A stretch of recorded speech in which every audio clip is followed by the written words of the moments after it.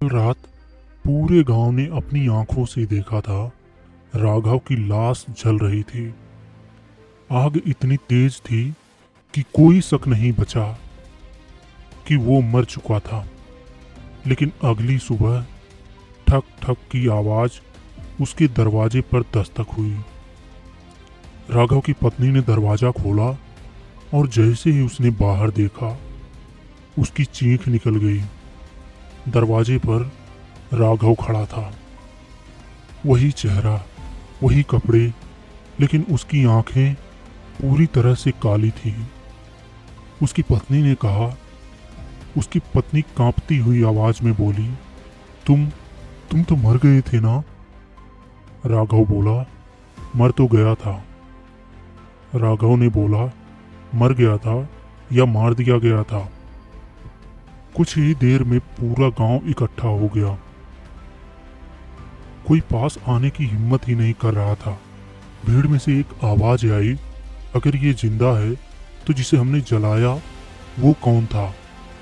राघव ने सबकी तरफ देखा और धीरे से कहा, जिसे तुमने जलाया वो मैं ही था। पूरा गांव एकदम आश्चर्यचकित हो गया।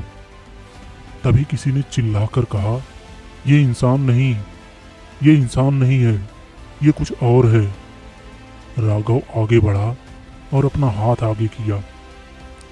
उसके हाथ पर वही ताजा जलने के निशान थे, जैसे वो अभी चिता से उठकर आया हो, जैसे वो अभी चिता से उठकर आया हो। अब डर हर चेहरे पर साफ दिख रहा था। धीरे धीरे रात हुई और राघव ने अपनी पत्नी को बुलाया। वो उसके पास आया, इतना पास कि उसकी सांस महसूस हो रही थी, और धीरे से बोला, मैं वापस आया हूं क्योंकि जिसने मुझे मारा वो अभी जिंदा है। पत्नी कांप गई और बोली, किसने मारा है आपको? राघव ने उसके कान में कहा, तुम अकेली नहीं थी, और गांव वाले, तुम सिर्फ अकेली नहीं थी उसमें, तुम सिर्फ अकेली शामिल नहीं थी। और फिर वो जोर जोर से हंसने लगा।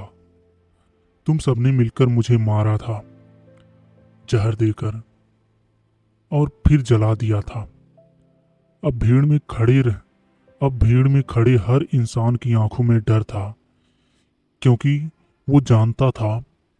अचानक राघव की आंखें पूरी तरह काली हो गई। उसके पीछे धुंध में कुछ दिखाई देने लगा। एक नहीं, दो नहीं, दर्जनों परछाइयां थी। वो लोग जिन्हें इस गांव ने कभी मारा था, अब वो सब वापस आ चुके थे। राघव ने धीरे से कहा, आज सबका हिसाब होगा।